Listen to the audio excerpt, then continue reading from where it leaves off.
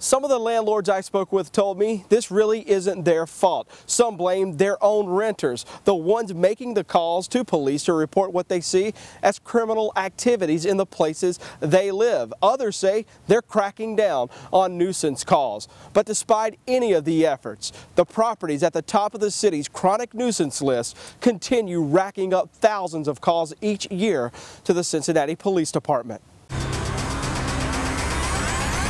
I strangled her. You strangled her? Is she breathing? No, she ain't. January 14th, Cincinnati police made yet another run to 3652 Reading Road. They had been there 275 times in the last 2 years for nuisance calls. This time, it was worse. This time, it was murder. It's a very sizable building.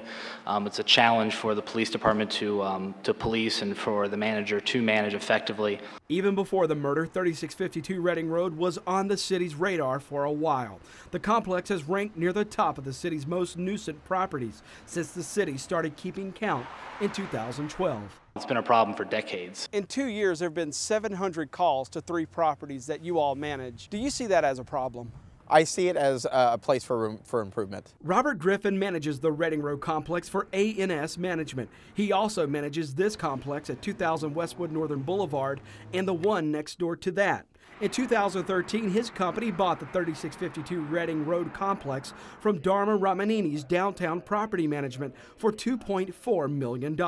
It was already on the city's chronic nuisance list then. Griffin's asking the city to be patient as they work to cut the calls. Overall, we inherited this situation when we purchased the properties. These properties, just like many others across Cincinnati, Ohio, didn't get in the shape they are overnight. Right. This took decades of time in which we're now working and correcting.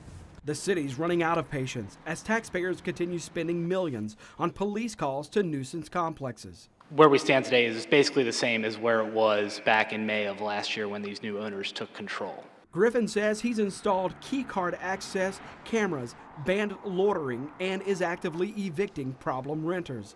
They rent primarily to Section 8 voucher tenants.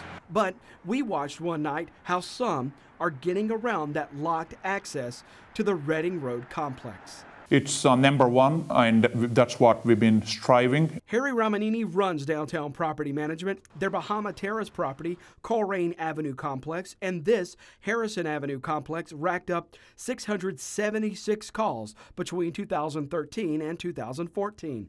That equals more than $67,000 in police resources. Bahama Terrace alone accounted for 443 calls. Do you feel some personal responsibility for the taxpayer resources that have been spent dealing with just your properties alone? We do, and we also pay real estate tax, and then it's in millions what we are paying, and then we do pay for the city services. The Ramaninis also pay Cincinnati police officers to work off-duty patrolling Bahama Terrace. The officers are paid directly and use their taxpayer-provided patrol cars to do it. Ramanini says they're evicting problem renters. They are not staying there. We'll throw them out. Cincinnati Metro Housing Authority leads the city with the most chronic nuisance calls collectively. CMHA accounted for 1,400 calls in 2013 and 2014. The bulk of the calls coming from these towers at the corner of Lynn and Liberty Street. This tower earned 111 calls. This one racked up another 141. Do you believe it's possible to ever bring the chronic nuisance calls at all of CMHA's properties to zero? Oh no, I don't think that's possible at all. The city fined CMHA $1,000 last year. The authority paid $200 of that and hasn't paid another fine since August 2014. Why do you believe CMHA is just not paying these fines? That's a good question. CMHA spokeswoman Leslie Wardlow didn't know but called someone who did. After a 6-minute call, Wardlow explained. Because of miscommunication, we have received those fines, and right now they should be corrected by the end of this week. Do you believe it sets a good example for other landlords when a public housing agency has failed to pay fines for going on 6 months now? We have 5,300. We're the biggest landlord in the city, and when it's something that we need to pay, we will pay it. So right now we're investigating. One thing this investigation has uncovered is this nuisance law is not reducing the number of calls to CPD and continuing to cost Cincinnati taxpayers millions of dollars each year. Mayor John Cranley promised a change with this last year. We sat down with Cranley to find out why nothing's happened since he promised that change. Is it safe to say that what happened in 2013, the city in effect went soft on chronic nuisance owners?